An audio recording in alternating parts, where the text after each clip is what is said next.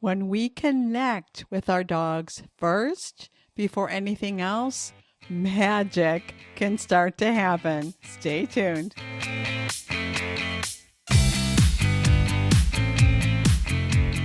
Hi, I'm Kathy Kowalik, and I believe that our dogs connect us to the heart and soul of what really matters in life. So hang out and we'll take a deep dive into the human-dog connection and explore strategies that will inspire you to create legendary, enlightened partnership with your dog.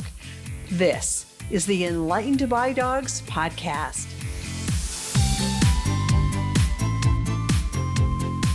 Well, hello, Kathy Kowalik here.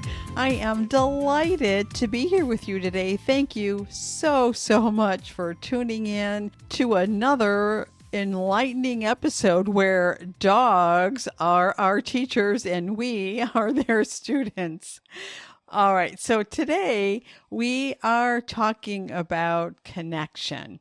And when we connect with our dog first, before anything else, magic happens. You get to know your dog better. You get to understand how they will feel about things sooner. You get to change the way you respond to how they feel when you focus on connection first. Connect first instead of react first. Connect first instead of correct first. Connect first instead of ask first. I mean, this is a big shift for us dog moms, right? I mean, let's face it, life is real. And we can get caught up in the bad behavior spiral so easily and react to things that our dog is doing, right? I mean, like, why can't you come in when I call you? Why can't you hold still while I put your harness on? Why can't you just jump into the car when I tell you instead of avoiding it when we're trying to leave? Oh my goodness. When our day starts out like that, especially day after day, it takes a toll on us, right? I mean, these are moments that lead to us feeling bad. It can poison our day and it can be really hard to shake off. And I think it's important to understand that we can interrupt that spiral. I mean, we have the choice and the power to choose a different response in those moments. And when we can dig under the surface for what's really going on with our dog, well, that's when our life starts to change. I mean, if we look at something like that morning routine from a strict behavioral perspective, we can look at our dog and say, like, if you come in when I ask, I'll give you a cookie. If you hold still when I put your harness on, I'll give you a cookie. When you jump into the car when I tell you to, I'll get you your toy, right? Or if you don't come in when I call you, then you're going to lose yard time. Or if you don't hold still for your harness, then you will not get a cookie. Or if you don't jump in the car when I tell you, then you will not get your toy in there. But what is totally missed when we do this is that there's this being, this sentient being, this person, if you will, our dog, who is having trouble. Who knows what they're experiencing if we don't listen, right? Maybe this resistance to the things we need them to do in the morning is connected to separation, or maybe it's connected to the dog that's not so nice to them at daycare, or hey, maybe one of the workers is kind of giving them a bad vibe, right? Maybe your dog associates your work stress that shows up when you're getting ready to go in the morning with you being mad at them. I mean, the truth is, if we continue to look at our dogs as a series of behaviors to shape, not only do we miss getting to know our dogs fully, and we certainly miss connecting to our dogs fully, but there will come a day when things are going to escalate, maybe backfire, maybe fall apart. And at some point, your dog isn't going to care about that cookie or about that toy. And then what's left? Then, well, you've got nothing. And at the very least, you are missing out on getting some important information because we're not listening and we're not connecting first. And instead, what if we took some time to think this through with our dog?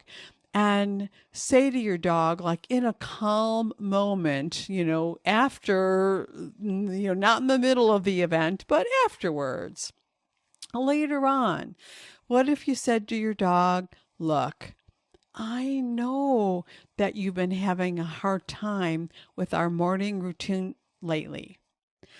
And I'd like to figure out what's really going on so that we can make this better for both of us. Now, you might be saying or thinking, or someone might say to me, like, really? Do you really think my dog is going to have something to say when I ask them that? Well, yes, I do.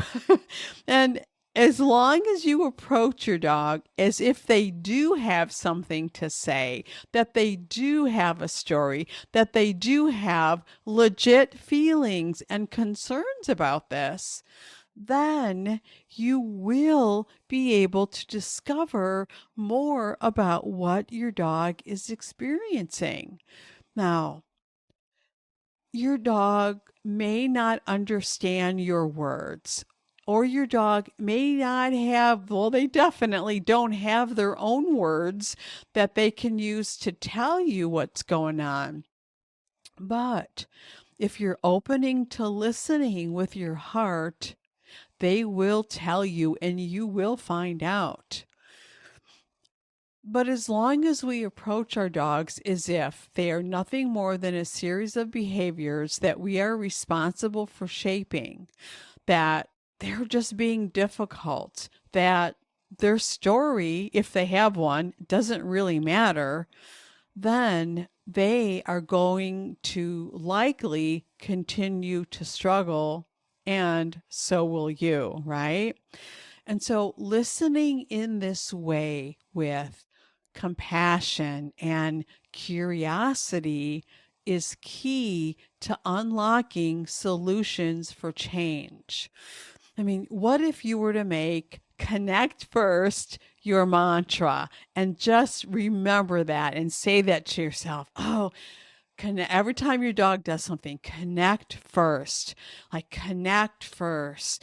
Oh, there's something about coming in right now that's hard for you.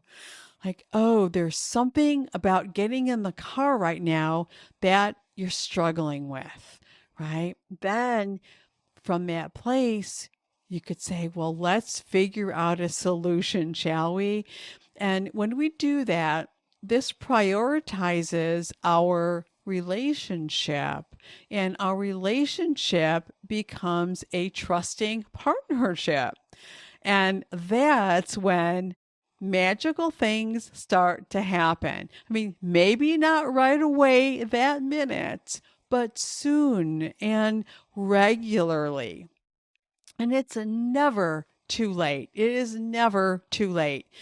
Even if this morning struggle, for example, has been going on for some time, you can repair things, right? I mean, messing up and acknowledging that we're messing up, it's just part of life. It's part of dog parenting. It's part of being human, and it's part of being a dog too, right? Messing up means that we can learn from the experience. And this chapter that we're in, that we're writing, this chapter to our story, our shared story with our dog, can have a different ending. We can apologize. We can do a debrief. We can make a commitment to becoming our next best iteration of ourselves over and over. And, it's okay to have that feeling that, oh, we wish we had done things differently. Like, oh, I wish I had done this differently. And it's also equally okay to learn from that experience, from all of those experiences, because there will be more than one, right? And the thing is, when we focus on fixing behaviors instead of on gaining clarity about ourselves and about our dog and about what is happening, well, I think we're focused on the wrong thing. And when we focus on connecting first, then getting curious and coming from a place of compassion, now we are stepping into our true role as a dog mom, which is to provide safety, a sense of belonging, and to communicate clear boundaries that serve everyone equally well in the family. And one tip that I want to leave you with today is to remember to lighten up. I mean, sometimes it makes such a huge difference. Be fun, be silly, maybe even be outrageous at times. I mean, I could remember like busting through my own inner annoyance at my dog barking in the car by having a barking, howling fest with them. I mean, so much fun and so much laughter. We had a blast, and it definitely changed everything so easily. And if your dog is having fun in the yard and there might be resistance to coming in, well, how about try running outside like a silly goose, laughing and being silly. And when your dog joins up with you, continue the fun and laugh all the way into the house together. I mean, not only are you keeping out of the stress spiral, you're giving your dog a feeling of control instead of feeling controlled. You're adding levity and trust and feeling in control and playfulness. And all of that adds to the feeling of connectedness. And with connection comes cooperation. It's so incredibly simple and powerful. Try it and let me know how it goes. I can't wait to hear. All right, so that's it for today, my friend. Have an amazing, brilliant week, and I will see you next time. Bye-bye for now. Thanks so much for listening. And hey, if you would like to work with me so that I can help you discover the missing pieces you need so that you and your dog can finally be happy and enjoy life together, then head on over to dancingheartsdogacademy.com and request your invitation to join us in the Brilliant Partners Academy when the doors open for the next enrollment. See you next time, and remember, a brilliant partnership with your dog makes your whole life brilliant.